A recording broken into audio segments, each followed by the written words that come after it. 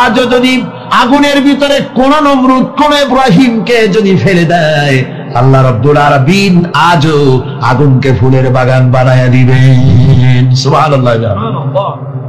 ভয় পাওয়ার কারণ নাই, চিন্তা করার কোনো কারণ নাই। আমার বন্ধুগণ, হযরতে হুদ আলাইহিস সালামকে যখন সমাজের লোকেরা, রাষ্ট্রের লোকেরা ঘিরে ফেলে দিল, সমাজ শক্তি, রাষ্ট্র শক্তি যখন তাকে ঘিরে ফেলে দিল, ষড়যন্ত্রের পাহাড় তুলে দিল, তারে মেরে ফেলে দিবে, হযরত হুদ দেশ থেকে তার পালায় গেলেন না, ভয় পেলেন না।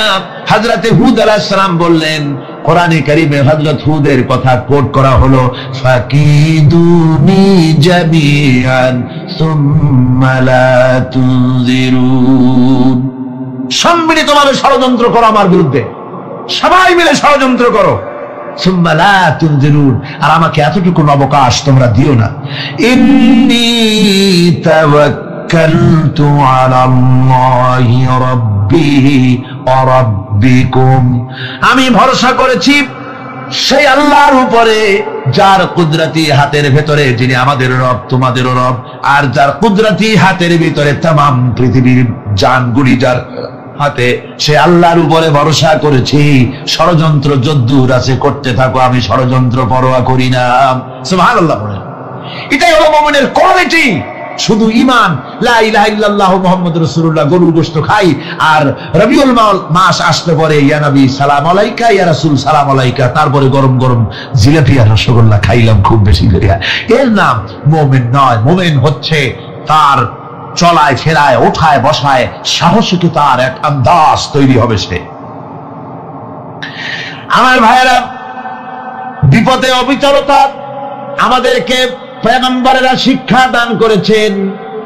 আমরা দেখতে পেয়েছি বিশ্বনবী জনাবে মুহাম্মদুর রাসূলুল্লাহ সাল্লাল্লাহু আলাইহি ওয়াসাল্লাম হিজরতের রাত, কাফেররা চতুর্দিকে দাঁড়ানো, হযরত জিবরাইল এসে বলেন, ইয়া রাসূলুল্লাহ, হে কাফেররা চতুর্দিকে ঘিরে দাঁড়িয়েছে, গভীর রাত, এখন হাতে তাদের তরবারি, সকাল হলে পরেই তারা আপনাকে মেরে ফেলে দিবে, তাড়াতাড়ি ওঠেন, মদিনার দিকে চলে যান। আল্লাহ নবী ঘুমের থেকে জেগে হযরত আলীকে ডেকে বলেন, আলী, আল্লাহ অর্ডার করেছেন আমি মদিনায় চললাম, আমার বিছানার পরে আমার চাদর গায়ে দিয়ে শুয়ে থাকো। হযরত আলী বলেন, আল্লাহর হাবিব, আপনার চাদর গায়ে দিয়ে ঘুমিয়ে থাকবো, সকালবেলায় কাফির বেঈমানেরা আপনার বিছানার পরে আপনার চাদর গায়ে দেওয়া অবস্থায় আমি আলীকে তারা মুহাম্মদ মনে করবে, আর আমি আলীকে নবী মনে করে তারা তাদের তরবারি দিয়া কেটে কেটে টুকরা টুকরা করে আমারে বিদায় করে দেবে দুনিয়া থেকে। এতটুকুনো পরোয়া করি না, বরং আমার দিলের মধ্যে এটাই তৃপ্তি থাকবে যে আমি আলীর জীবনের বিনিময় আল্লাহর হাবিব দুনিয়ায় বেঁচে আছেন। নবীজি ঘরের থেকে বেরোলেন, চতুর্দিকে কাফেররা দাঁড়ানো, আল্লাহ নবী হাতে এক মুষ্টি বালু হাতে নিয়ে শাহ হাতের বজু পড়ে তিনবার দম করে বালুগুলো ছেড়ে দিলেন। বালিগুলি ঘরের চতুর্দিকে কাফেরদের চোখে চলে গেল। পরবর্তী সময় রব্বুল আলামিন দেখে বলেন, নবীরে, বালি যখন নিক্ষেপ আপনি করেছিলেন ধুলাগুলি, আপনি তো শুধু নিক্ষেপ করেছিলেন, কিন্তু চতুর্দিকে কাফেরদের চোখে গেল কেমনে? একদিকে মেরেছিলেন, সেই দিকেই তো যাওয়ার কথা ছিল, চতুর্দিকের কাফেরের চোখে চোখে সেগুলো পৌঁছে গেল কেমনে? ওয়ামা রামাইতা ইদ রামাইতা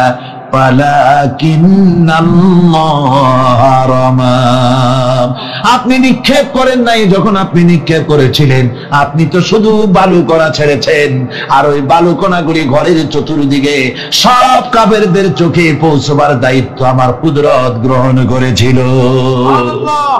আমার ভাইরা, নবীজি বিপদে, এতগুলি শত্রু তরবারি নিয়ে তিনি বিপদে ধৈর্য হারা হন নাই, আস্তে করে ঘরের থেকে বেরিয়ে হযরত আবু বকরের বাড়িতে গিয়ে হাজির।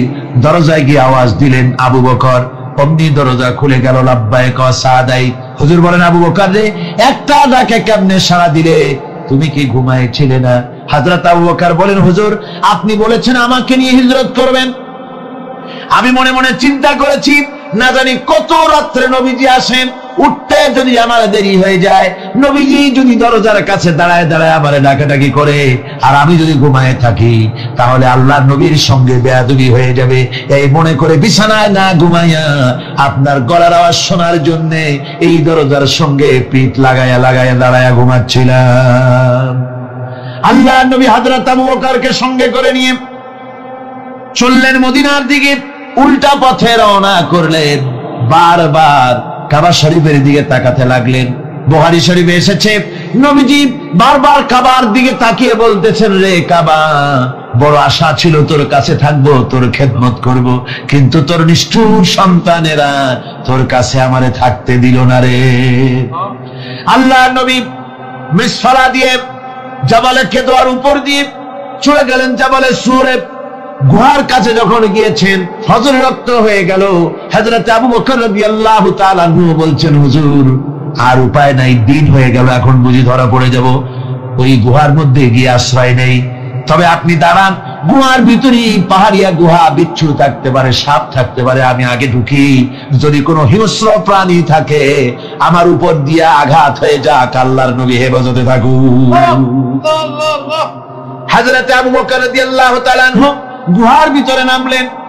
নেমে গুহা সাফ করে হুজুরকে ডাকলেন। হুজুর তাশরীফ ফরমালেন গুহার মধ্যে।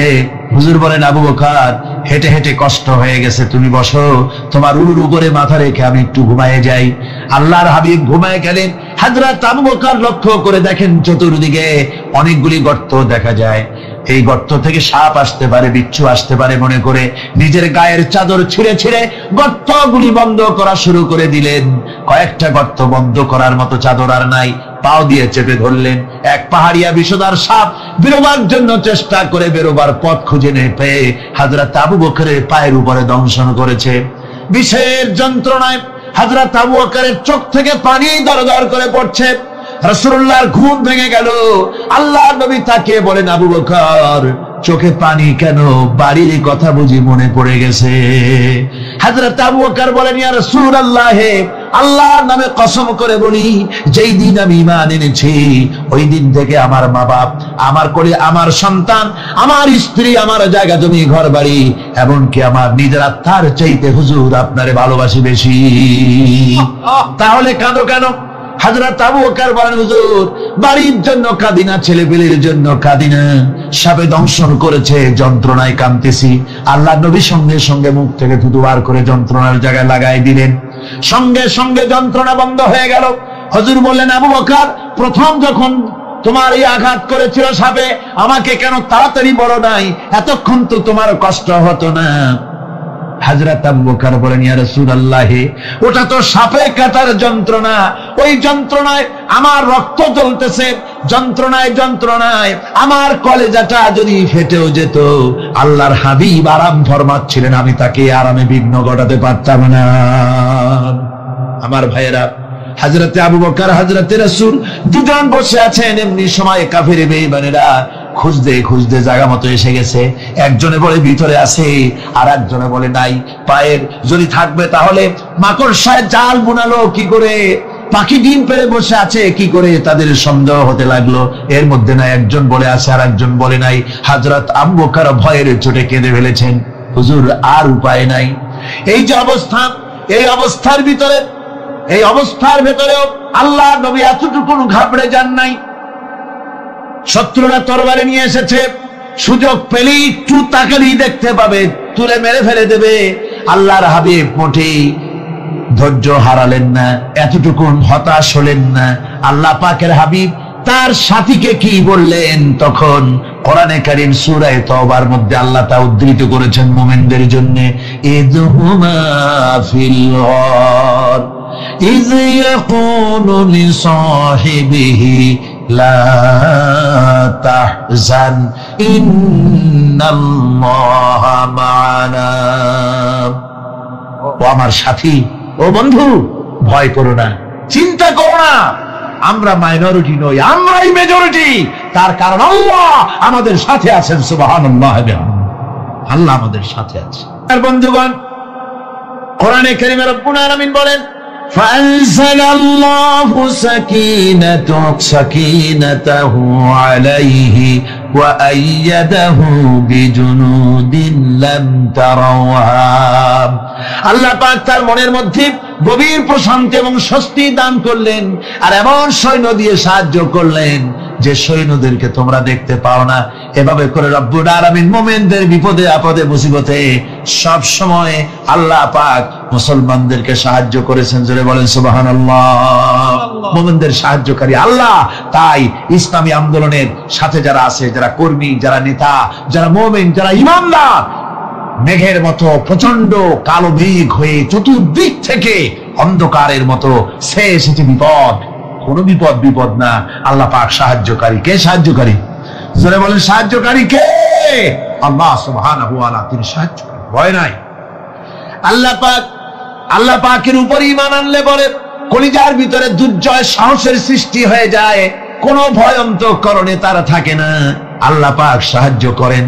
আর আল্লাহর উপরে ঈমান আনলে পরে রব্বুল আলামিন বলেছেন, ইয়া আইয়ুহাল্লাযীনা আমানু হাল আদুল্লুকুম আলা তিজারাতিন তুনজিকুম মিন আযাবিন আলীম।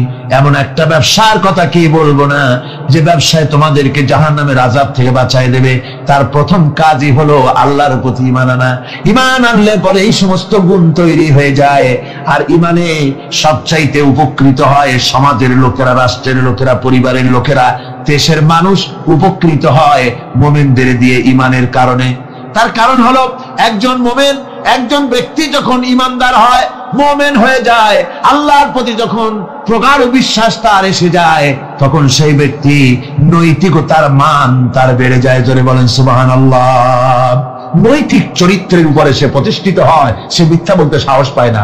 মুমিন ব্যক্তি মিথ্যা বলতে সাহস পায় না। কেন পায় না?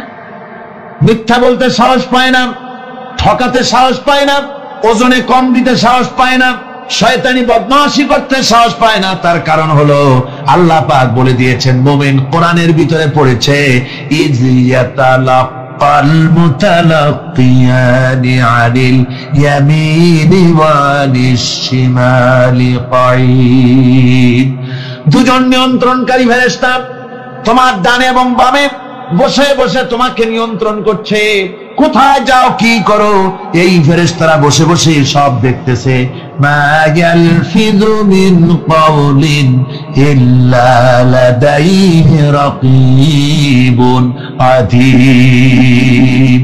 মানুষ এমন কোন কথা বলে না যা ফেরেশতারা রেকর্ড না করে। সব রেকর্ড হয়ে যায়।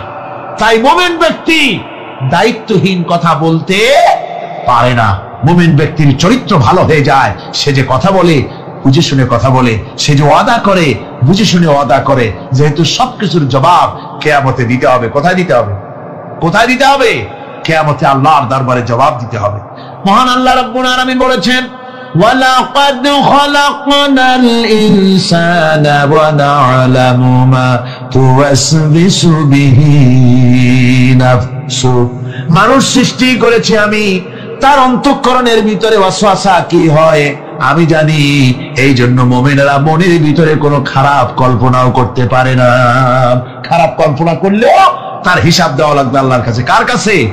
ওয়াইন তুবদু মিন আনফুসিকুম আও তুখফুহু ইউহাসিবুকুম বিহিল্লাহ। আল্লাহ বলেন, মনের মধ্যে যেসব কল্পনা করো তা প্রকাশ করো আর গোপন রাখো, ওইটার হিসাব নিব আমি আল্লাহ পাক। কিয়ামতের দিন আমার কাছে হিসাব দিতে হবে। বন্ধুগণ, এই জন্য মুমিন যারা, মুমিনদের চরিত্র প্রতিষ্ঠিত হয়, মুমিনদের ধারণা থাকে যেখানেই যাই না কেন, যেখানেই বসি না কেন, সেখানেই আল্লাহ, আল্লাহ ছাড়া কোনো জায়গা নাই। আছে নাকি? আছে। আল্লাহ পাক বলেন, মা ইয়াকুনু মিন নাজওয়া সালাসাতিন ইল্লা হুয়া রাবিউহুম। তোমরা যেখানে তিনজন মিলে পরামর্শ করো, মনে রেখো তিনজন নও, ওখানে চতুর্থ সত্তা আমি রব্বুল আলামিন তোমাদের কাছে আছি। সব শুনি আর দেখি। পাঁচজন যেখানে হও সেখানে আমি ষষ্ঠ। এর থেকে যদি কম হও, এর থেকে যদি বেশি হও, বান্দারে তুমি আছো যেখানে আমি আল্লাহ আছি সেখানে। উপায় নাই, সব জায়গায় আমি দেখতে পাচ্ছি। শুধু তাই নয়, রাত্রিবেলায় মানুষেরা গোপনে পরামর্শ করে না? করে কিনা? রাতে রাতে পরামর্শ করে, এক জায়গায় বসে, হলের মধ্যে, পাহাড়ের মধ্যে, কোন জায়গায় বসে পরামর্শ করে। কি পরামর্শ? ইসলামী আন্দোলনের লোকদের মারবে, কোথায় তাদের ধরবে, কোথায় তাদের অত্যাচার করবে, এই সমস্ত পরামর্শ করে। আল্লাহ পাক বলছেন, শুনুন, আল্লাহ রাব্বুল আলামিন বলেন, ওয়া হুয়া মাআহুম إذ يبيتون ما لا يرضى من القول وكان الله بما يعملون محيطا আল্লাহ পাক বলেন তিনি তো ঠিক সেই সময়ও তোমাদের কাছে থাকেন যখন তোমরা নিজেদের ঘরের মধ্যে বসে কোন এক জায়গায় বসে আল্লাহর মর্জির খেলাফ পরামর্শ করো, আল্লাহ তখনও তোমাদের কাছে থাকেন।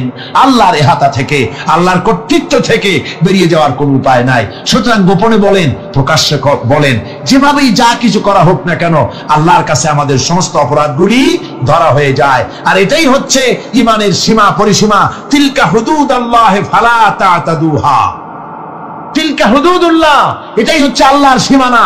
ঈমানের এই সীমারেখা বজায় রেখে ঈমানের উপরে মজবুত করে কোনো ব্যক্তি, পরিবার, সমাজ, রাষ্ট্র যদি তৈরি হয় তাহলে সেই সমাজই শান্তি আসে, সেই সমাজই আরাম আসে, সেই রাষ্ট্র শান্তিপূর্ণ হয়, সেখানে দিন কায়েম হয়, মানুষ সুখ সমৃদ্ধি খুঁজে পায়। আল্লাহুম্মা আমিন। রব্বানা যালামনা أنفسنا وإن لم تغفر لنا وترحمنا لنكونن من الخاسرين আয় আল্লাহ তাআলা, তোমার পবিত্র কালামুল্লাহ শরীফের, তোমার পবিত্র কালামের ব্যাখ্যা করে তোমার বান্দাদেরকে সাথে নিয়ে আমরা সব গোলামেরা একত্রিত হয়ে তোমার দরবারে হাত তুলেছি। মেহেরবানি করে আমাদের আলোচনা, জিকির, আজকার, তেলাওয়াতের সওয়াব রাসূল করিম সাল্লাল্লাহু আলাইহি ওয়াসাল্লামের রূহ মুবারকে পৌঁছায় দাও। আয় আল্লাহ তাআলা, আমাদের মধ্য থেকে যাদের মা বাপ দুনিয়া থেকে বিদায় হয়ে গেছে, কবরগুলিকে জান্নাতের টুকরায় পরিণত করে দাও রব্বুল আলামিন। আয় আল্লাহ তাআলা, সারা জীবন গুনাহ করে করে আমরা আমাদের জীবন নষ্ট করে ফেলেছি, দয়া করে আমাদের তামাম জিন্দেগির গুনাহ খাতা মাফ করে দাও। রব্বানা তাকাব্বাল মিন্না ইন্নাকা আনতাস সামিউল আলিম ওয়া তুব আলাইনা ইন্নাকা আনতাত তাওয়াবুর রহিম। সুবহান রাব্বিকা রাব্বিল ইজ্জাতি আম্মা ইয়াসিফুন ওয়া সালামুন আলাল মুরসালিন আলহামদুলিল্লাহি রাব্বিল আলামিন। ওয়াজআল آخر كلمتنا عند الموت لا إله إلا الله محمد رسول الله। السلام عليكم ورحمة الله। কারো মুখাফিক কি চিনি না। কোরআনে কারিমে রব্বুল আলামিন বলেছেন, নবী আপনি আমার ব্যাপারে, আমার গুনাহগুলির ব্যাপারে বলুন। قل هو الله أحد, পড়েন সবাই। قل هو الله أحد الله الصمد لم يلد ولم يولد ولم يكن له كفوا أحد। আল্লাহ পাক বলেন, বান্দারে ও আমার নবী আপনি বলুন, আল্লাহ পাক এক এবং একক, তিনি নিরঙ্কুশ, তিনি বেনিয়াস, তিনি কারো মুখাপেক্ষী নন, তিনি কাউকে জন্ম দেন নাই, তাকেও কেউ জন্ম দেয়নি। আকাশ এবং জমিনে আল্লাহর সমকক্ষ কেউ নাই। তোমরা হচ্ছ ফকির আর আমি আল্লাহ হচ্ছে বেনিয়াস। লিল্লাহি মা ফিস সামাওয়াতি ওয়া মা ফিল আরদ, আকাশে যা আছে জমিনে যা আছে সব আল্লাহ, সব কার? আল্লাহ পাকের। সুতরাং কিসের অহংকার, কিসের বাড়বাড়ি? মানুষ পেছনের কথা ভুলে যায়, মুঠি চিন্তা করে না।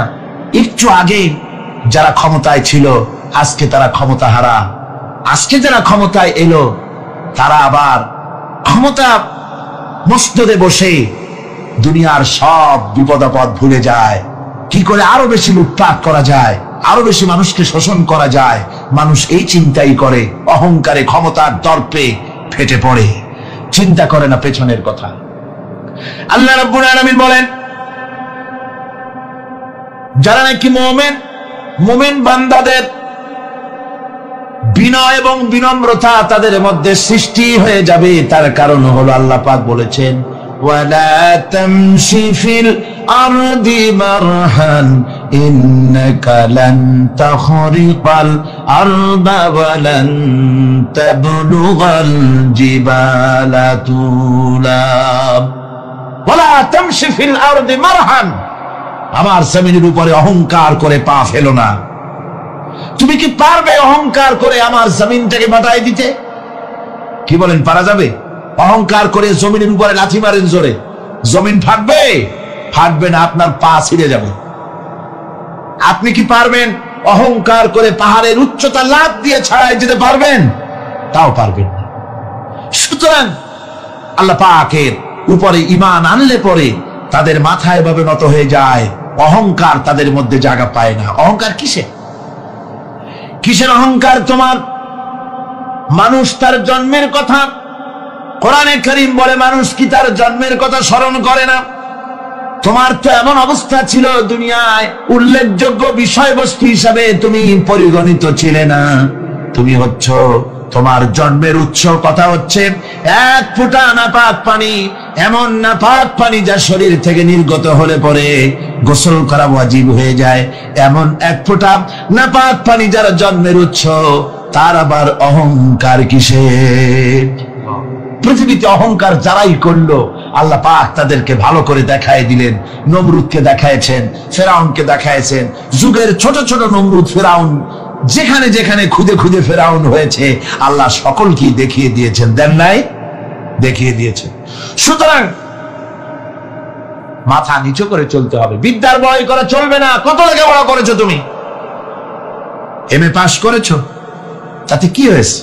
সবেমাত্র বর্ণবোধ পড়েছো, জ্ঞানের রাজ্যে পা ঢুকিয়েছো, এখনো কিছু শেখনি। টাইটেল পাস করেছো, তো কি হয়েছে?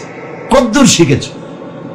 নিউটনের মতো মানুষ মৃত্যুর সময় বললেন, জ্ঞান সমুদ্রের বেলাভূমিতে দাঁড়িয়ে সামান্য বালু কণা নিয়ে নাড়াচাড়া করলাম, অথই সমুদ্রের কিছুই দেখতে পারলাম না।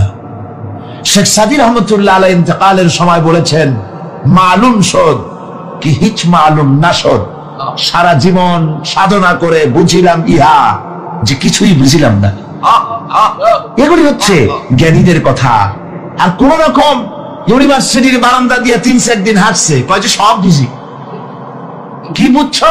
কয় দেয়ার ইজ নো গড, স্রষ্টা বলতে কেউ নেই। পাগল কি আর গাছে ধরে মিয়া? সুতরাং বিদ্যার বড়াই চলবে না, স্বাস্থ্যের বড়াই চলবে না, অর্থের বড়াই চলবে না। অর্থের বড়াই করবে, কত অর্থ তোমার হয়েছে?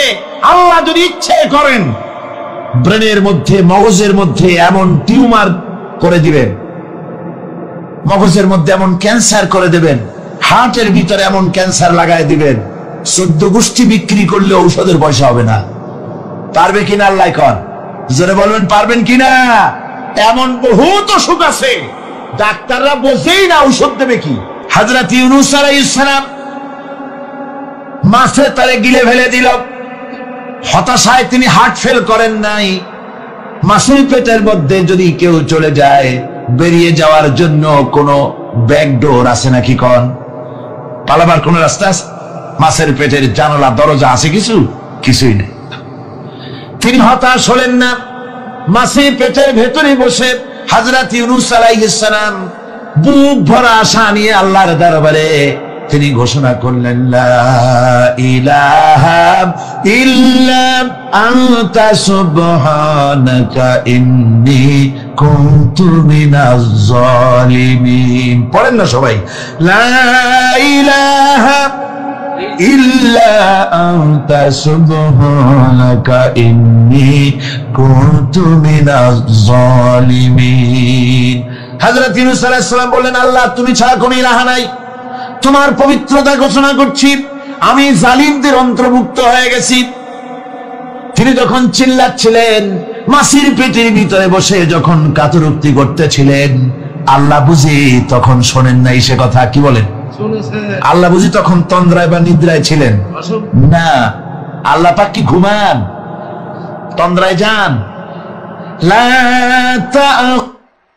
আল্লাহ তাআলা বললেন, উসজুদু লিআদামা, আদমরে বানাইয়া সবাইকে বললেন আদমরে সেজদা দাও। ফাসা জাদু, সবাই সেজদা করলো। সবাই মানে কারা কন্ত? মাশাআল্লাহ। ইল্লা ইবলিস, মিস্টার ইবলিস সেজদা দিল না। আল্লাহ জিজ্ঞেস করলেন তুমি সেজদা দিলে না কেন? শয়তান তখন আর্গুমেন্ট পেশ করলো। সে বলল আনা খায়রুম মিনহু খালাকতানি মিন নার ওয়া খালাকতাহু মিন তিন। আমি ওর থেকে অনেক ভালো। ওরে বানাইছো মাটি দিয়ে, আমারে বানাইছো আগুন দিয়া।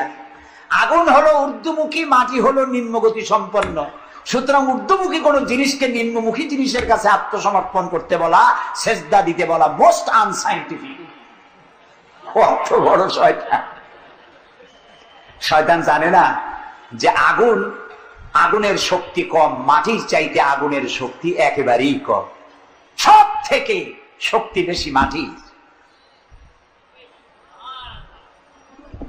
আগুন হচ্ছে সংহারক আর মাটি হচ্ছে উৎপাদনশীল। এ মাটির তলায় আর একটা জগৎ আছে, পানির তলায় আছে আর একটা জগৎ। আলহামদুলিল্লাহ রব্বিল আলামিন। এই যে রব্বিল আলামিন বলা হয়, আলম হচ্ছে এক বচন, আলামিন হচ্ছে বহু বচন। আল্লাহ শুধু ইহকাল আর পরকাল, ইহজগৎ আর পরজগতের মালিক নন, বহুমাত্রিক জগতের মালিক তিনি। সেই জগৎগুলি আমরা চিনি না। অবশ্য সময় হলে আরেকদিন এ ব্যাপারে বলবো ইনশাআল্লাহ। মাটির তলায় কি জগৎ, সাগরের তলায় কি জগৎ, ও বোঝে নাই। ও তো শয়তান, ও এরকম বলে বসলো। আল্লাহ তাআলা বললেন ইন্নাকা রাজিম, তুই মরদুদ, আমার হুকুমের অবাধ্য হয়েছিস, বেরিয়ে যা। তোর জীবনের সমস্ত ইবাদত আমি পণ্ড করে দিলাম। শয়তান বলল আল্লাহ তাআলা, আমার ইবাদত গুলি আদমের কারণেই পণ্ড হলো। তাই এতদিন কষ্ট করে ইবাদত করলাম, এর বিনিময় কিছু দেবে না? আল্লাহ কয় চাস কি? কয় আমার 3 দফা দাবি।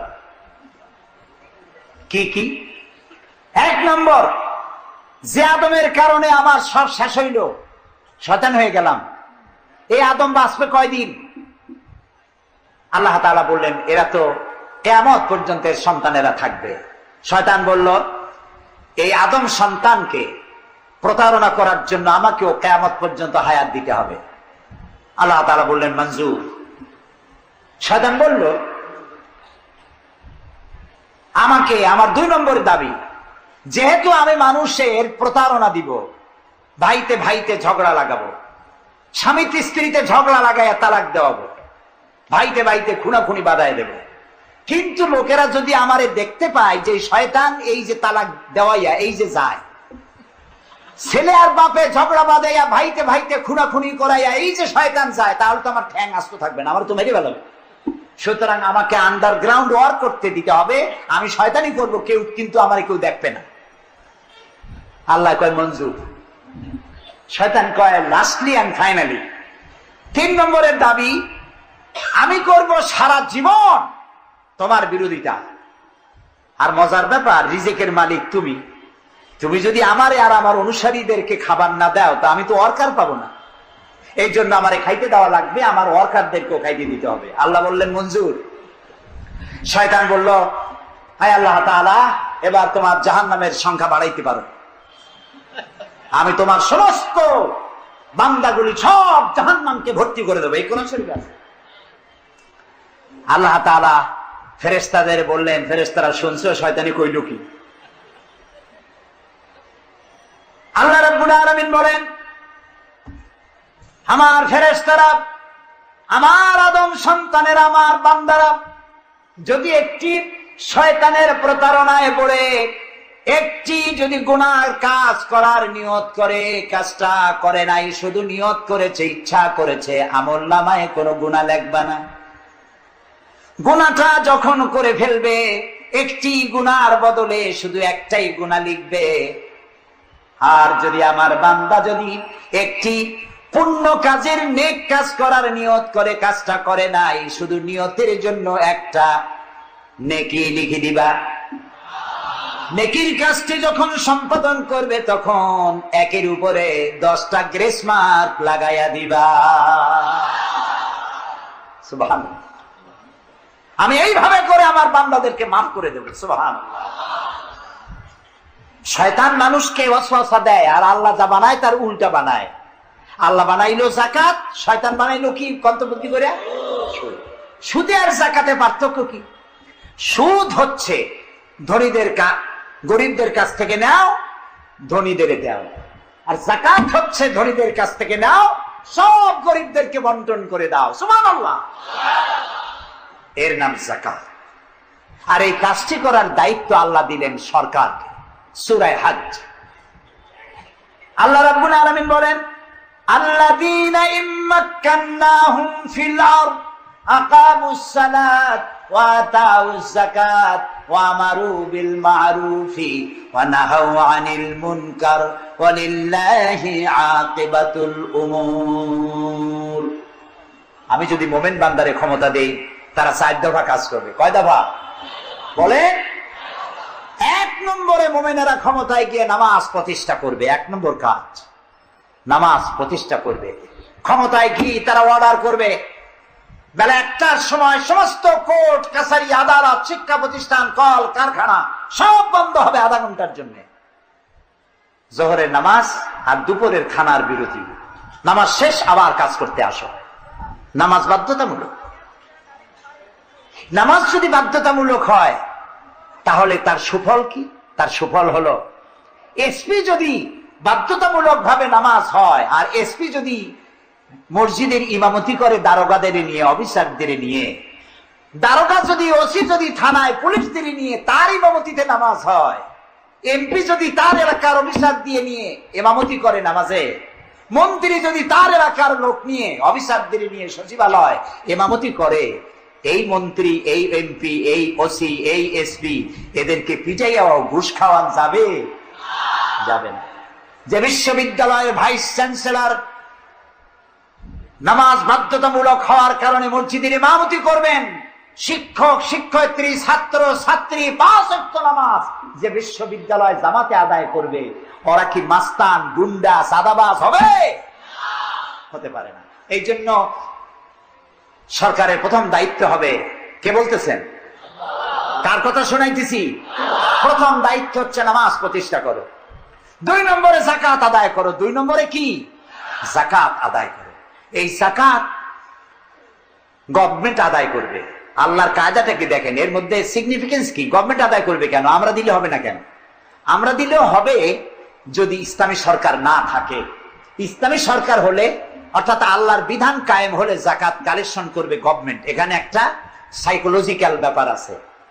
আমি যদি অধ্যক্ষ রশিদ খান সাহেবের কাছে আমি বলি যে আমি গরিব মানুষ, আমার কিছু সাহায্য করেন, উনি যদি আমাকে সাহায্য দেন যাকাত থেকে, অথবা কোনো দয়া করে কিছু পয়সা দেন, চিরটাকাল ওনাকে দেখলে পরে আমার মাথাটা একটু নত হয়ে যেতে পারে। আল্লাহ চান না তার কোন বান্দার মাথা আর একটা গোলামের সামনে নত হোক। সেই জন্য আল্লাহ চান সরকারের কাছ থেকে নাও, তোমার মাথা উঁচু থাকুক। সুবহানাল্লাহ কইতে ইচ্ছা করে না? এই মাথার অনেক দাম। যেখানে সেখানে সেজদা দিয়েন না। পীর বুজুর্গ দেখলেই পায়ের উপরে পড়ে যায়েন না।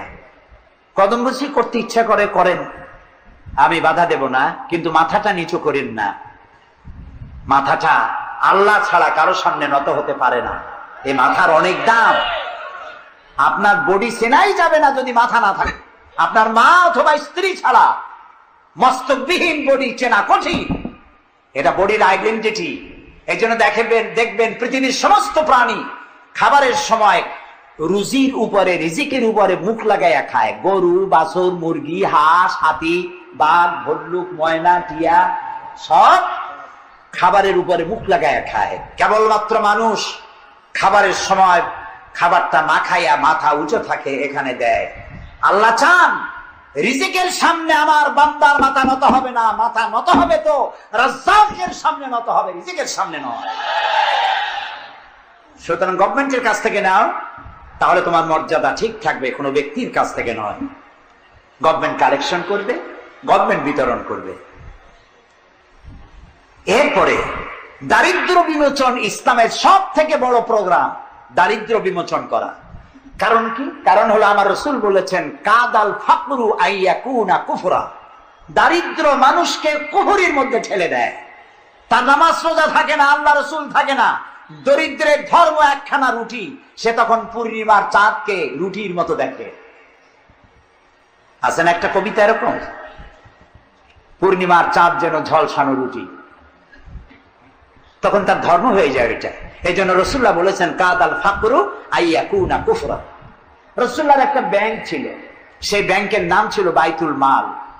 এই বাইতুল মাল ব্যাংক যেদিন তিনি এর ইনঅগ্রাল সেশন, উদ্বোধনী দিন, আমাদের ব্যাংকগুলি উদ্বোধন করার সময় কত শামিয়ানা, গেট, তোরণ ইত্যাদি করা হয়।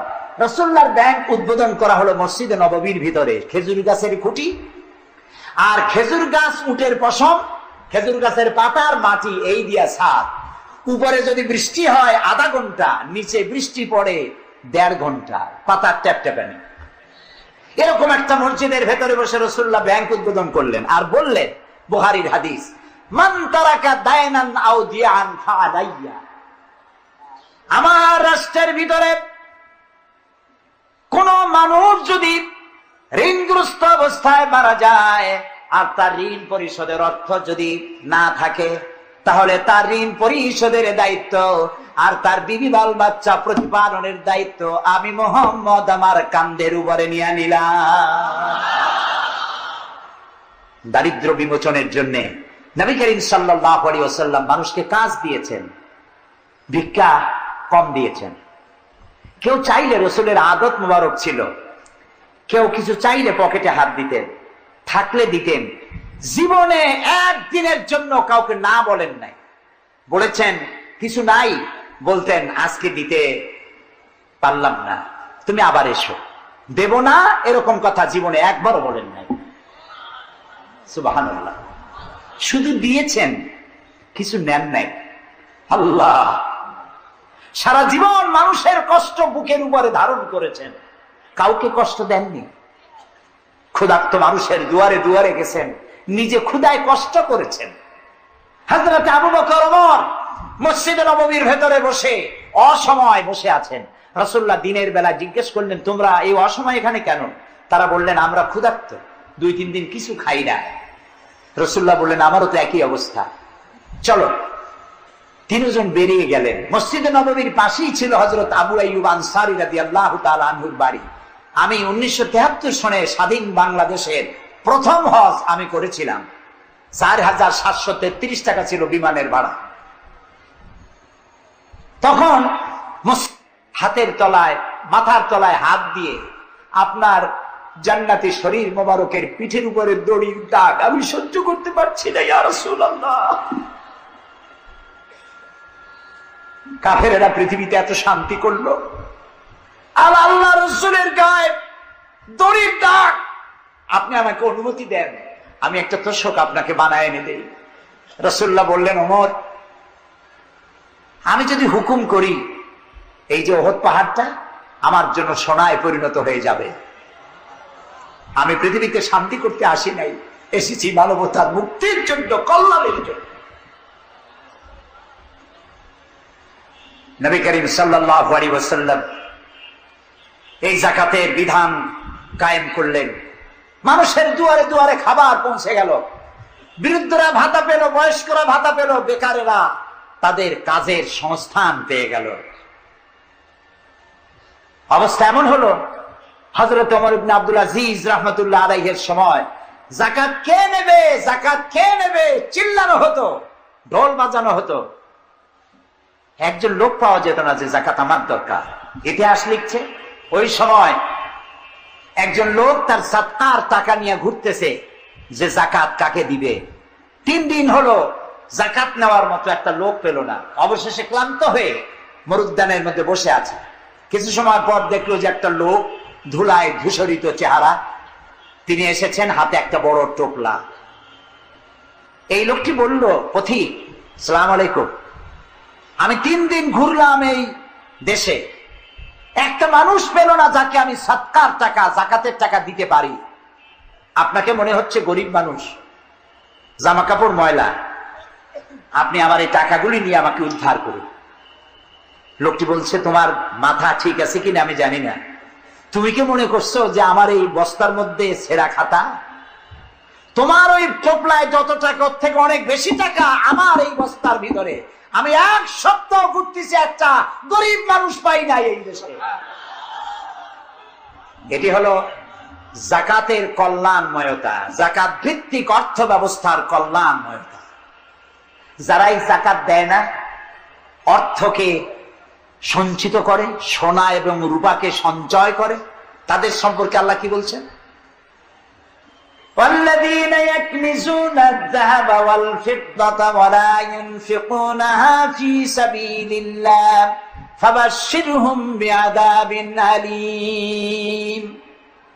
যারা নাকি রৌপ্য এবং স্বর্ণ সঞ্চয় করে, আমার রাস্তা খরচ করে না, মানে গরিবদের দেয় না, সঞ্চিত করে রাখে, তাদের জন্য কঠিন পীড়াদায়ক শাস্তির সুসংবাদ দাও।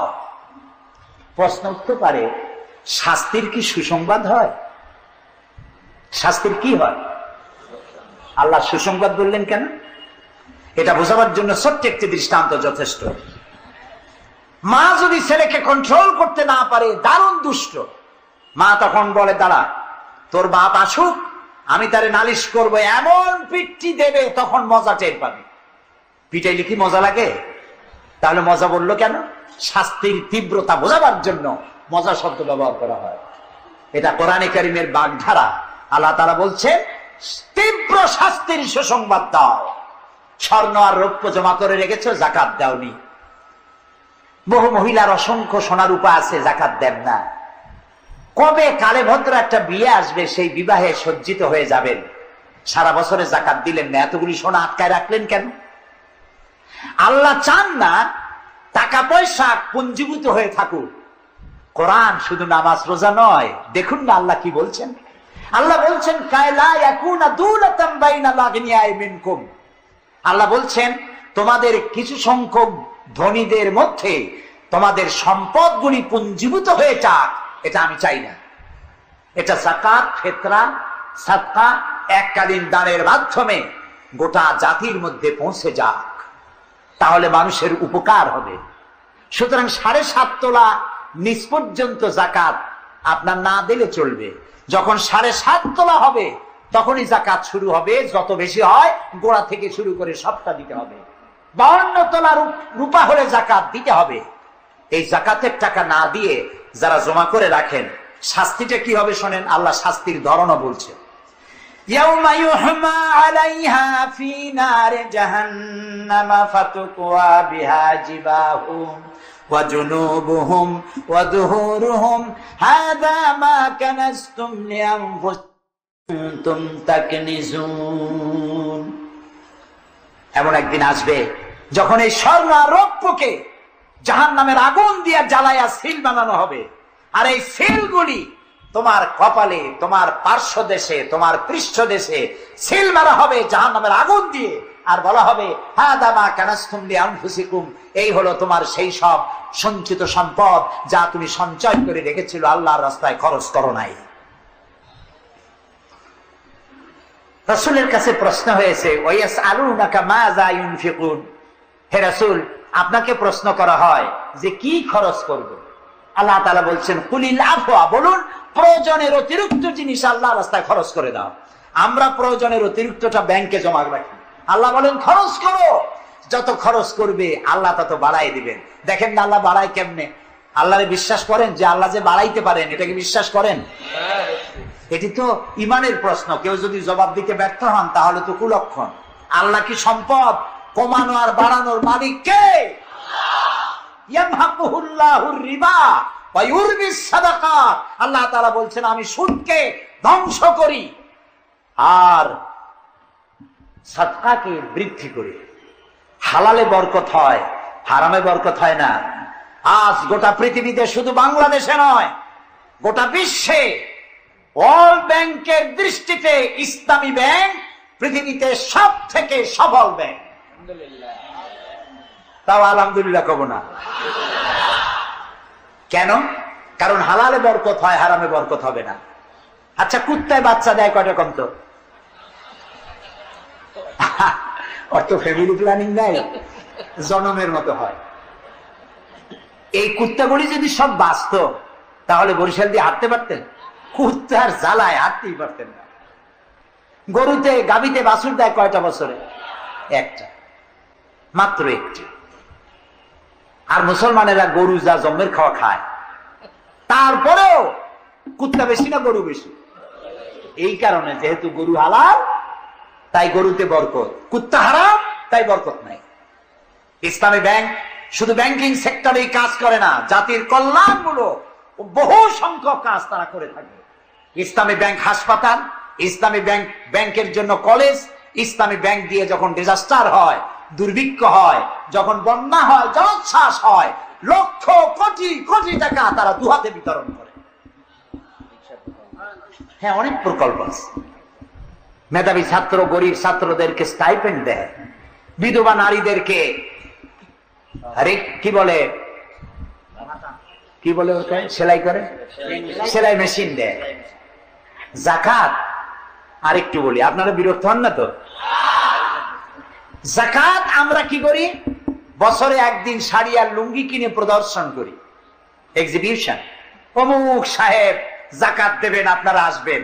দলে দলে ফকিররা আসলো, একটা লুঙ্গি আর শাড়ি নিতে গিয়ে পদপিষ্ট হয়ে 5টা 10টা মারা গেল। হয় নাই বাংলাদেশে? এই প্রদর্শনী এক্সিবিশনের কোন মানে নাই। যাকাত নিতে তোমার বাড়ি কেন লোক আসবে? তুমি যাকাতের টাকা তার হকদারের কাছে পৌঁছাইয়া দিবা। কারণ গরিব তোমার করুণার পাত্র নয়। অফি আমওয়ালিহিম হাক্কুল লিসাইলি ওয়াল মাহরুম। আল্লাহ তাআলা বলছেন তোমার সম্পদের ভিতরে গরিবদের অধিকার আছে। গরিব তোমার করুণার পাত্র নয়, যাকাত দিয়ে আসো তার বাড়ি যায়। তবে শাড়ি আর লুঙ্গি দেওয়া কোনো অর্থবহ কাজ নয়। কি দিবেন? রাসূলুল্লাহর কাছ থেকে শিখুন। ওই যে একজন আসলো, ভিক্ষা চাইল, বলল তোমার কি কিছু নাই? বলল আছে। কি আছে কোন তো? মাশাআল্লাহ, জানি সবাই, কিন্তু আমল করি না। দুনিয়ায় যত ভালো কথা সব বলা হয়ে গেছে, বাকি আছে শুধু পালন করা। রাসূলুল্লাহ তাকে বললেন কম্বল আনো। বিক্রি করে কিনলেন কি? কুড়াল। রাসূলুল্লাহ তার নিজের পবিত্র হাত দিয়ে কুড়ালে হাতল লাগাই দিলেন। বললেন যাও জঙ্গলে কাঠ কাটো, বাজারে বিক্রি করো, ভিক্ষা কোনোদিন আর করবা না। 1 বছর পর, হাদিস শুনুন, 1 বছর পর ওই ভিক্ষুক এসে বলছেন আসসালামু আলাইকা ইয়া রাসূলুল্লাহ। হুজুর আপনি আমাকে চিনেছেন? আমি সেই ভিক্ষুক যে ভিক্ষা নিতে এসেছিলাম। আপনি আমাকে ভিক্ষা না দিয়ে কুড়াল দিছিলেন। কুড়াল দিয়া কাঠ কাটিয়া বাজারে বিক্রি করে আমার কাছে এখন যাকাত দেওয়ার মতো অর্থ জমা হয়ে গেছে। এটার নাম ইসলাম। শুধু নামাজ রোজা জিকির আজগারের জন্য শুধু নয়, নামাজ রোজা জিকির আজগার তো করব, কিন্তু আমার মানুষকে দারিদ্র বিমোচন করতে হবে। সুতরাং যাকাতের টাকা দিয়ে একটা শিক্ষিত বেকার যুবককে একটা কম্পিউটার কিনে দেন, একটা বিধবা মহিলাকে একটা সেলাই মেশিন কিনে দেন। তার সতীত্ব সে বাঁচাতে পারবে। ক্ষুধার জ্বালায় মানুষ যখন অসহনীয় পর্যায়ে চলে যায়, তখন সে দেহ ব্যবসার মতো নিকৃষ্ট পর্যায়ে চলে যায়। এজন্য ধনীরা দায়ী হবে আল্লাহর কাছে। কচু গাছ কাটতে কাটতেই মানুষ খুন করে। একটা এতিম বাচ্চা ক্ষুধার জ্বালায় ঘুরতেছে, ওই বাচ্চাটি আপনি তাকে একটু আদর করেন, ওরে আপনি একটা চীনাবাদামের বাক্স কিনে দেন 50 টাকা 100 টাকা দিয়া, কিছু চীনাবাদামের পুঁজি দেন, একটা পানের খিলি বানাইয়া বিক্রি করার পুঁজি দেন, কয়েকটা বুট পলিশের কালি আর ব্রাশ কিনে দেন, সে রাস্তায় বসে জুতা পালিশ করবে। ছেলেটি পকেট মারা থেকে, চুরি করা থেকে বেঁচে যাবে। সমাজ সংস্কার হবে, সমাজ অপরাধ মুক্ত হবে, সমাজ থেকে দারিদ্র বিমোচন হবে। আলহামদুলিল্লাহ। আপনি কি জানেন এই শান্তি আসবে যদি সঠিকভাবে সুষ্ঠুভাবে আল্লাহ পাকের দেওয়া এই বিধানগুলি আমরা যদি সমাজে কায়েম করতে পারি, তাহলে এটি সম্ভব। আমার দেশে এখন যদি যাকাতের টাকা কালেকশন করা হয়, তাহলে আমরা একটা হিসাব করেছি। আমি একটা ব্যাংকের সাথে জড়িত আছি, আপনারা জানেন বোধহয়, ইসলামী ব্যাংক। এর জন্ম লগ্ন থেকে আমি আছি এর সাথে। সেই হিসেবে আমরা একটা জরিপ চালাইছি। বাংলাদেশে যদি এখন যাকাত যদি গভর্নমেন্ট কালেকশন করে, তাহলে একেবারে কম করে হলেও 6,000 কোটি টাকা যাকাত কালেকশন হতে পারে। 6,000 কোটি।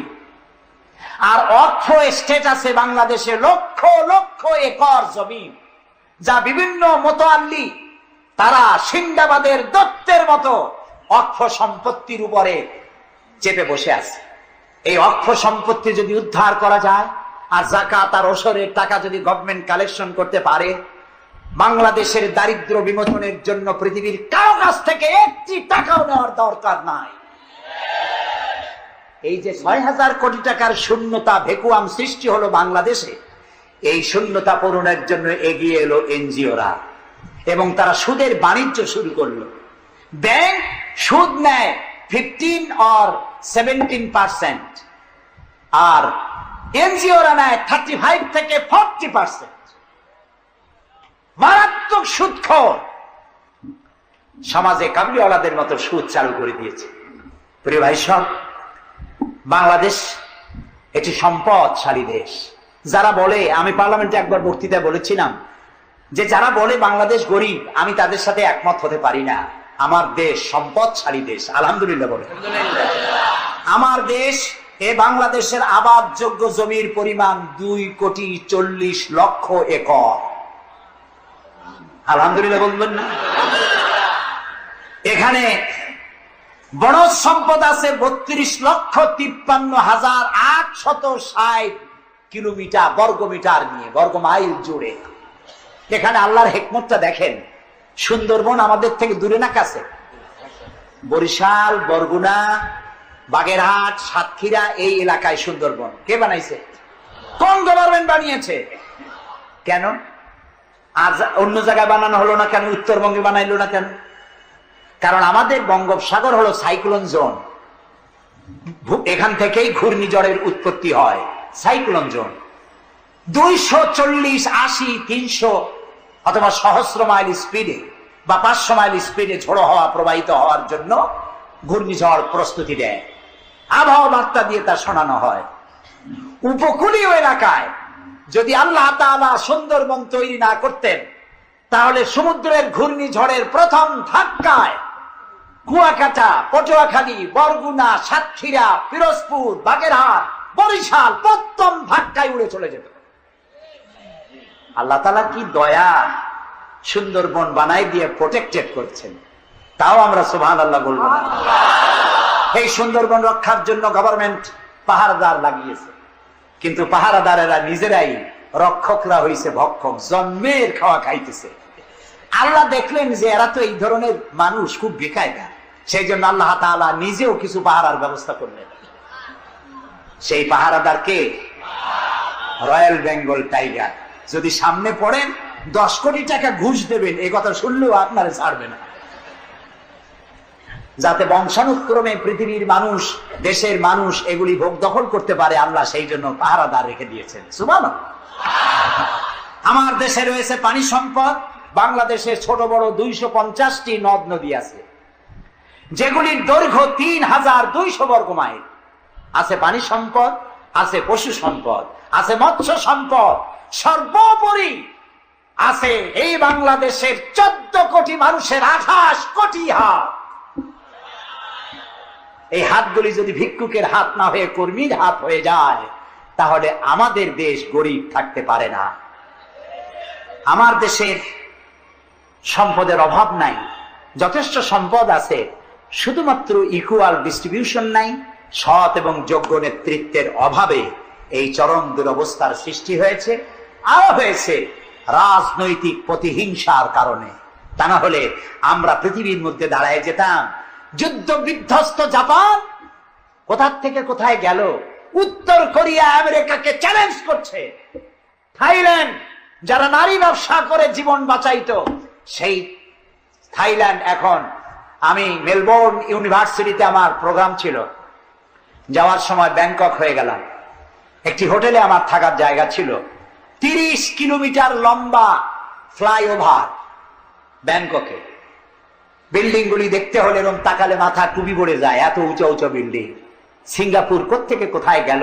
আমরা যে তিমিরে ছিলাম সেই তিমিরেই রয়ে গেল। আমাদের বুঝতে হবে, আমার ইসলাম দারিদ্র্যের বিকাশের জন্য আসে নাই, দারিদ্র বিমোচনের জন্য এসেছে। সুন্দর একটি সমাজ বিনির্মাণের জন্য ইসলাম এসেছে, এবং তা গণতান্ত্রিক প্রক্রিয়ার মধ্য দিয়ে। নবী করিম সাল্লাল্লাহু আলাইহি ওয়াসাল্লাম যদি বলতেন ইন্তেকালের সময়, যে আমার মেয়ে নেতৃত্ব দিবে, আমার নাতি নেতৃত্ব দিবে, বলেন কার বাবার হিম্মত ছিল এটার প্রতিবাদ করার? তিনি কি তা করেছেন? না। ইন্তেকালের সময় জিজ্ঞাসিত হয়ে তিনি বললেন, আমার পরে তোমাদের মধ্যে যিনি বেশি যোগ্য, খোদাভীরু, আল্লাহকে ভয় করে, তেমন লোককে তোমরা নেতা নির্বাচিত করো। আবু বকর রাদিয়াল্লাহু তাআলা তাই বলেছেন, ওমর, ওসমান, আলী তাই বলেছেন। সুবহানাল্লাহ বলেন। ওয়া আমরুহুম শুরা বাইনাহুম, এটি হলো গণতন্ত্র। তোমরা তোমাদের পরামর্শ ভিত্তিতে তোমাদের রাষ্ট্র সমাজ পরিচালনা করো। সুবহানাল্লাহ বলে। কে বলে কোরআন শুধুমাত্র একটি ধর্মগ্রন্থ, বেদ আর বাইবেলের মতো? নিশ্চয়ই নয়। কোরআন একটি পূর্ণাঙ্গ জীবন বিধান, যা মানুষের জীবনের কথা বলে। এ মাসটার নাম কি? আরবি মাসের নাম কি? মুহররম। এটি সেই মাস যে মাসে খেলাফতকে প্রতিষ্ঠার জন্য রাসূলের কলিজার টুকরা নয়নের পুতুল ইমাম হোসাইন কারবালার ময়দানে শাহাদাত বরণ করেছিলেন, রাজতন্ত্রের বিরোধিতা করেছিলেন। হযরত ইমাম হোসাইন তিনি দেখতে পেলেন 680 খ্রিস্টাব্দে সিরিয়ার দামেস্কে এজিদ ক্ষমতা দখল করলো অগণতান্ত্রিক পদ্ধতিতে, এবং সরকারি মালের কোনো হিসাব নাই, অডিট নাই, স্বৈরাচারী কায়দায় তিনি ক্ষমতা দখল করে মদিনার আহলে বায়েত যারা মদিনার নেতৃবৃন্দকে তার আনুগত্য করার জন্য বাধ্য করলো। ইমাম হোসাইন যে মায়ের পেটে এসেছেন, যে পিতার পেটে জন্মে এসেছেন, যে নানার কোলে বড় হয়েছেন, তিনি কি এই দৃশ্য চোখে দেখতে পারেন? তিনি বললেন, আমি কুফায় যাব। কুফার লোকেরা দাওয়াত দিল, তিনি কুফায় রওনা করবেন। মদিনার লোকেরা হাতে পায়ে ধরলো, কুফায় আপনি যাবেন না। তিনি বললেন, আমি কোন ক্রমে এজিদের বশ্যতা স্বীকার করব না, আমি এর বিরোধিতা করবই। মাত্র 72 জন লোক নিয়ে তিনি কুফার দিকে অগ্রসর হলেন। এই 72 জনের মধ্যে 40 জন পুরুষ আর 32 জন নারী আর শিশু। তিনি যখন কারবালা প্রান্তরে পৌঁছে গেছেন, ইবনে জিয়াদ কুফার গভর্নর, তিনি বাধা দিলেন, বললেন, আমার দরবারে হোসাইনকে হাজির করো। ইমাম হোসাইন বললেন, যে ব্যক্তি আল্লাহর আখিরাতকে অস্বীকার করেছে, রাসূলকে অস্বীকার করেছে, আমি তার সামনে জীবন থাকতে যাব না। রাতারাতি ইয়াজিদ 6000 সৈন্য পাঠিয়ে দিল। ইমাম হোসাইনের সাথে লোক কত? মাত্র 72। 6000 লোক কি যুদ্ধ করা লাগে 72-এর সাথে? শুধু যদি মাস করে পায়ের তলায় পিছে 72 জন শেষ হয়ে যাবে। হযরত ইমাম হোসাইন রাতের বেলায় সঙ্গীদের বললেন, ও আমার সাথীরা, ইয়াজিদ আমার শির চায়, আমাকে চায়, আমার সঙ্গে থেকে তোমরা তোমাদের জীবনকে বিপন্ন করো না, তোমরা সবাই ফিরে চলে যাও মদিনায়। সাথীরা বললেন, ইমাম, আজকে যদি আপনাকে ছেড়ে জীবনের মায়া নিয়ে মদিনায় ফিরে যাই, আর আপনার যদি শাহাদাত নসিব হয়, তাহলে কিয়ামতের দিন আল্লাহ নবীর সামনে আমরা কি জবাব দেব? আমরা আমাদের জীবন দিয়ে আপনাকে পাহারা দেব। সকালবেলা যুদ্ধ শুরু হয়ে গেল। জোহরের নামাজ আসতে না আসতে 40 জন পুরুষ শাহাদাত বরণ করলেন। এখন একজন পুরুষ বেঁচে আছেন, ইমাম হুসাইন। তাঁবুর ভিতরে স্ত্রী এবং অন্যান্য মহিলাদের কাছ থেকে বিদায় নিতে এসেছেন। তোমাদেরকে আল্লাহর হাওয়ালা করলাম, আমি যুদ্ধে চলে যাচ্ছি।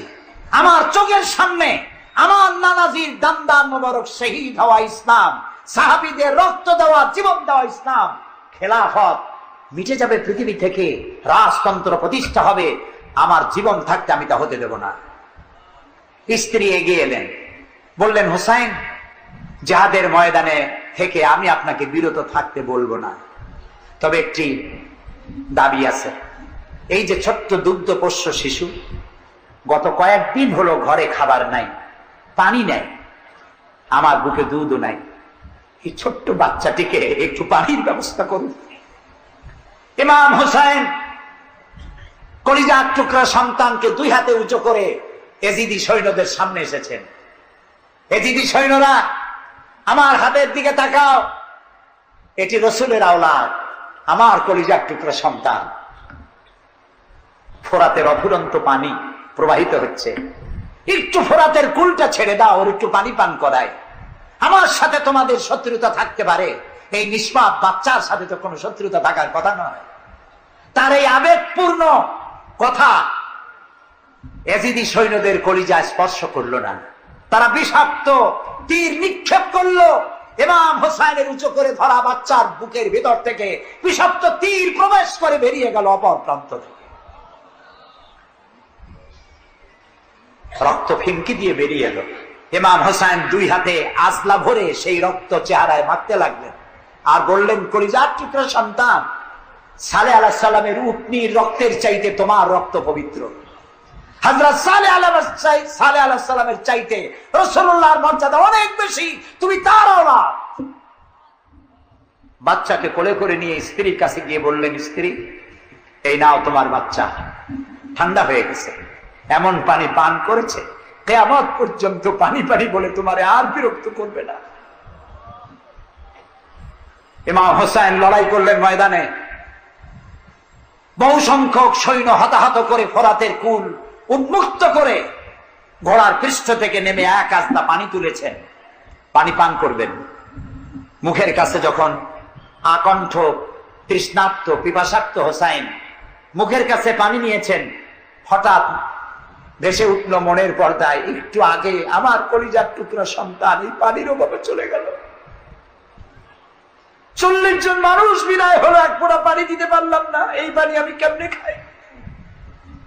হাতের থেকে পানি পড়ে গেল।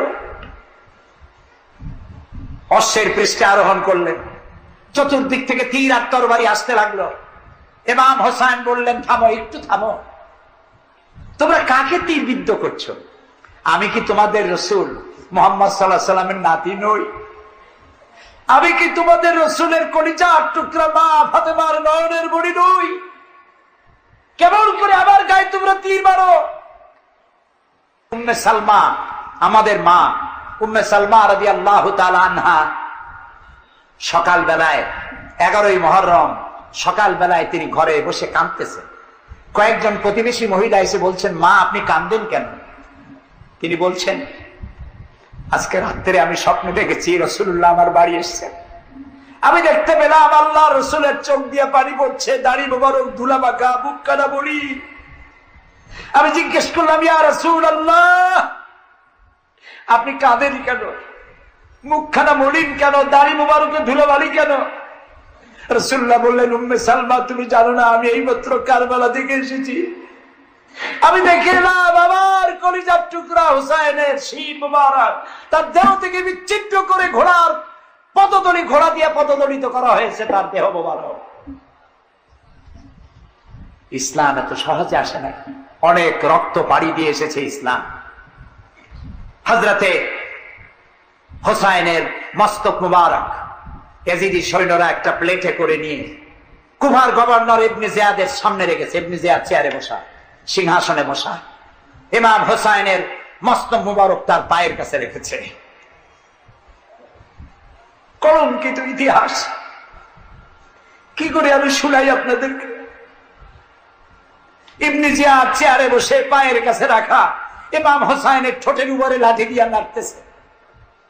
হযরত যায়েদ রাদিয়াল্লাহু তাআলা আনহু 80 বছর বয়স, তিনি বলছেন, ইবনে জিয়াদ, এতক্ষণ যা করেছো মুখ বুজে সহ্য করেছি, কিন্তু এখন যেটা তুমি করতেছো পায়ের কাছে কার ব্যথা? তুমি যে ঠোঁটের উপরে লাঠি দিয়া নাড়তেছো, আমি যায়েদ, আমি দেখেছি রাসূলুল্লাহ 1000 বার এই মুখের উপরে চুমা খেয়েছে। তোমার বেয়াদবি বন্ধ করো। প্রিয় ভাই সব,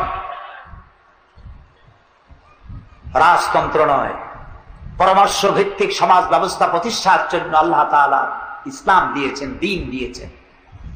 সেই জীবন ব্যবস্থা ইসলাম আজকে এই পৃথিবীতে মুসলমানদেরকে সন্ত্রাসী জাত হিসেবে চিহ্নিত করার জন্য, উগ্র জাতি হিসেবে, সহিংস জাতি হিসেবে, অগণতান্ত্রিক জাতি হিসেবে প্রমাণিত করার জন্য পাশ্চাত্য শক্তি তারা নবী করিম সাল্লাল্লাহু আলাইহি সাল্লামের ব্যঙ্গ চিত্র এঁকে দুনিয়ায় ছড়িয়ে দিয়েছে। আমি যেটা বুঝতে পারি, বর্তমান পৃথিবীতে মুসলমানেরা যে বিরাট ষড়যন্ত্র আর বিপদের মুখোমুখি হয়েছে, পৃথিবীতে কোন কালে এত ষড়যন্ত্র, এত বহুমুখী ষড়যন্ত্র আর কোনদিন হয়েছে বলে আমার জানা নেই। এই ষড়যন্ত্র থেকে বাঁচার জন্য দোয়া করতে হবে কার কাছে? কার কাছে? তিনি পারবেন আমাদেরকে কল্যাণ দিতে। এই জন্যে মা বোনেরা যারা এসেছেন, মা বোনদেরকে বলবো, আপনাদেরকে ইসলাম সর্বাধিক সুযোগ দিয়েছে, আপনাদের অধিকার দিয়েছে। লেখাপড়া করতে পারবেন, চাকরি করতে পারবেন, রাজনীতি করতে পারবেন, আপনারা সমাজনীতি করতে পারবেন, আপনারা যুদ্ধেও যেতে পারবেন, সব পারবেন। তবে আপনার শালীনতা, আপনার সম্ভ্রম, আপনার সতীত্ব, আপনার পর্দা আপনাকে বজায় রাখতে হবে। এ কাজটুকুনের মধ্য দিয়ে নারীর অধিকার প্রতিষ্ঠিত হবে। সেজন্য আমি মা বোনদেরকে বলবো, আসুন ইসলামকে জানি, ইসলামকে বুঝি, ইসলামের সাথে নিজেদেরকে সম্পৃক্ত করি। এটি শুধুমাত্র নামাজ রোজা হজ জাকাতের ধর্ম নয়। নামাজ রোজা হজ জাকাত সহ অর্থনীতি, সমাজনীতি, রাষ্ট্রনীতি সবকিছুর সমন্বয় একটা জীবনের স্কিম, একটি পরিকল্পনা যা দিয়েছেন আল্লাহ তাআলা। সুবহানাল্লাহ। আর ওই কথার প্রতিবাদ করি যারা আল্লাহর আইন প্রতিষ্ঠার নামে বোমা হামলা করে, সন্ত্রাসী তৎপরতা চালায়। এরা জিহাদকে অবমাননা করেছে। জিহাদ আর যুদ্ধ এক কথা নয়, জিহাদ আর কিতাল এক কথা নয়, হোলি ওয়ার এবং জিহাদ এক কথা নয়। সুতরাং আল্লাহর আইন প্রতিষ্ঠার নামে যারা সন্ত্রাসী তৎপরতা চালায়, তারা একটি জঘন্য কাজ করছে। যারা বোমা মারে আল্লাহর আইন প্রতিষ্ঠার জন্য, তারা মানুষ নয়, তারা মানুষ নামের কলঙ্ক, তারা নরপশু। বলুন তো তারা কি? তারা জানোয়ার। হরকতুল জিহাদ, তারপরে জামাতুল মুজাহিদিন, জুমরাতুল মাসাকিন, আবার আরেকটা নতুন সংগঠন বেরোচ্ছে নাকি শুনলাম, তার নাম করেছে তারা আল জঙ্গিতুল জংলা। এরা কোন জঙ্গল থেকে বাইর হবে আল্লাহ জানে। আপনারা যদি এদের ধরতে পারেন, এদেরকে থানায় সোপর্দ করবেন। আপনি যদি জানতে পারেন, আপনার ছেলের রুম আপনার পরিদর্শন করা উচিত। আপনার ছেলের পড়ার রুমের টেবিলের ড্রয়ারে কি আছে, বালিশের তলে কি আছে, বেডের নিচে কি আছে, সেসব বইপত্র আপনার দেখা উচিত। অর্ধ পড়ুয়া, লেখাপড়া জানে না, মা বাপ থেকে বিচ্ছিন্ন করে এইসব ছেলে পেলেদেরকে ওরা ট্রেনিং দেয়। একটা বিচারপতি মারতে পারলেই বেহেশতে যাবা তাড়াতাড়ি, একটা আইনজীবী মারতে পারলে বেহেশতে যাবা, বোমা মারো বেহেশতে যাও। বলেন নাউজুবিল্লাহ। আমাদের দেশে ইসলাম এসেছে, বড় বড় আলেম আর বড় বড় আল্লাহর ওলিদের মাধ্যমে ইসলাম এসেছে। তারা কি বোমাবাজি করেছেন? তারা কি সন্ত্রাসী তৎপরতা করেছেন? না। ওই জায়গায় দেখেন হযরত খানজাহান আলী রহমতুল্লাহ আলাইহির কবর আছে না? কোথায়? বাগেরহাটে। খালি কুমির দেখেন না, ইতিহাস দেখেন। তিনি এসে, মানুষের খাবার পানি ছিল না, বড় বড় দিঘি কেটেছেন। এই ছিল তাদের কাজ। দিঘি কেটেছেন, পুকুর করেছেন, রাস্তা করেছেন, মসজিদ করেছেন। হযরত শাহজালাল রহমতুল্লাহ আলাইহি গৌর গোবিন্দের বিরুদ্ধে যুদ্ধ করা লাগে নাই, শুধু আযান দিয়েছেন আর তাদের মূর্তিগুলির কম্পন শুরু হলো। গৌর গোবিন্দ দৌড়াইয়া পলাইয়াও কুল পায় নাই, বিনা যুদ্ধেই দখল হয়ে গেছে সিলেট। সুবহানাল্লাহ। তারা প্রতিবাদ মুখর ছিলেন। হযরতে মুজাদ্দেদ আল ফিসানি রহমতুল্লাহ আলাইহি সম্রাট আকবরের বিরুদ্ধে প্রতিবাদ করেছেন, জেল খেটেছেন, সমাজ সংস্কার করেছেন। এ ছিল অলিউল্লাহদের কাজ। আমাদের দেশে শর্ষিনার পীর, ফুরফুরার পীর, জৌনপুরের পীর, চরমোনাইর মরহুম পীর হযরত মাওলানা ইসহাক সাহেব রহমতুল্লাহ আলাইহি পীরের মতো পীর ছিলেন। আমি ছাত্র জীবনে তার অনেক ওয়াজ শুনেছি। কান্দা মানুষ পাগল হয়ে যেত। গাছের তার তলারটা দুটো খাওয়ার অভ্যাস ছিল না। তিনি মানুষকে ব্যঙ্গ করেন নাই, কারো বিরুদ্ধে উল্টা পাল্টা ফতোয়া দেন নাই। আমার কাছে ইসলাম, কারো কাছে ইসলাম নাই, এই বাজে কথা তিনি জীবনেও বলেন না। আমরা তাকে সম্মান করি। এইসব বড় বড় অলিউল্লাহ আর আলেমরা এদেশে ইসলাম প্রচার করেছে, সন্ত্রাসের মধ্য দিয়ে নয়, ভালোবাসা দিয়া, উন্নয়নমূলক কাজ করে, মাদ্রাসা, মসজিদ, এতিমখানা প্রতিষ্ঠা করে করেছে। সুতরাং এই সন্ত্রাসী তৎপরতা যারা চালায়, তারা মানুষ নয়, তারা জানোয়ার, তারা পশু। এদেরকে ধরিয়ে দিন, পুলিশকে ধরিয়ে দিন। আমরা সরকারের শুকরিয়া আদায় করি। আলহামদুলিল্লাহ, বর্তমান সরকার এদের নেটওয়ার্ক ভেঙে চুরমার করে দিয়েছে। বাকি আছে দুই শয়তান। এই দুই শয়তান আজ হোক কাল হোক ধরা পড়বেই ইনশাআল্লাহ। ইনশাআল্লাহ বলেন। এবং এদের দৃষ্টান্তমূলক প্রচন্ড শাস্তি হবে ইনশাআল্লাহ। যারা আমাদের দেশকে বদনাম করেছে, বাংলাদেশ পৃথিবীর দ্বিতীয় বৃহত্তম মুসলিম দেশ, গণতান্ত্রিক দেশ, এই দেশকে অন্যের পরাধীনতা থেকে আমাদের দেশকে আমাদের বাঁচাতে হবে। এই জন্য আলেম ওলামাদেরকে চিন্তা করতে হবে, ভাবতে হবে আগামীতে যেন এই দেশ কোন দেশের তাবেদার গোলাম রাষ্ট্রে পরিণত না হয়ে যায়। কারা এটা করতে পারে? কারা ক্ষমতা এলে আলেমদেরকে গ্রেফতার করবে?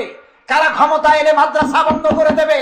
কারা ক্ষমতা এলে শাইখুল হাদিসকে দড়ি দিয়া বাঁধে বরিশাল জেলখানায় ঢুকাইয়া চোরের সাথে রাখবে? ওদেরকে চিনতে হবে, ওদেরকে চিনতে হবে। আর ঐক্যবদ্ধ ভাবে যারা আলেমদের পক্ষে, মাদ্রাসার পক্ষে, যারা আলেমদেরকে অসম্মান করে না, আলেমদেরকে মর্যাদা দেয়, তাদের সাথে থাকুন। এই দেশের সমস্ত মাদ্রাসাগুলি ফাজেলকে ডিগ্রির মান, কামেলকে মাস্টার্সের মান দেওয়া হবে ইনশাআল্লাহ। কওমি মাদ্রাসাগুলোকে স্বীকৃতি দেওয়া হবে ইনশাআল্লাহ। আমার দেশে ইসলাম প্রচারিত হয়েছে দুটি শিক্ষা ব্যবস্থার মধ্য দিয়ে, আলিয়া এবং কওমি। আমরা কোনোটাকে ঘৃণা করি না, দুটোই। আমি পল্টনে বক্তৃতায় বলেছিলাম, কেউ যদি আমাকে জিজ্ঞেস করে আপনার দুটি চোখের মধ্যে কোনটা আপনার প্রিয়, আমি পাল্টা প্রশ্ন করতে চাই, আপনি বলুন আপনার কাছে কোনটা প্রিয়? আপনার কাছে যদি দুটোই প্রিয় হয়, আমার কাছেও দুটোই প্রিয়। আলিয়াও প্রিয়, আমার চোখের মতো কওমি মাদ্রাসাও আমার প্রিয়। এই মাদ্রাসাগুলি এখানে আছে বলে ইসলাম আছে, মাদ্রাসা থাকবে না, ইসলাম থাকবে না। সুতরাং মাদ্রাসা হচ্ছে ইসলামের লালন কেন্দ্র। মসজিদও থাকবে না। মসজিদে যেতে হলে তো মাদ্রাসা লাগবে। নামাজ শিখবা কোথায়? আল্লাহরের চিন্তা কোথায়? এই জন্য সব থেকে বেশি জরুরি হলো মাদ্রাসা।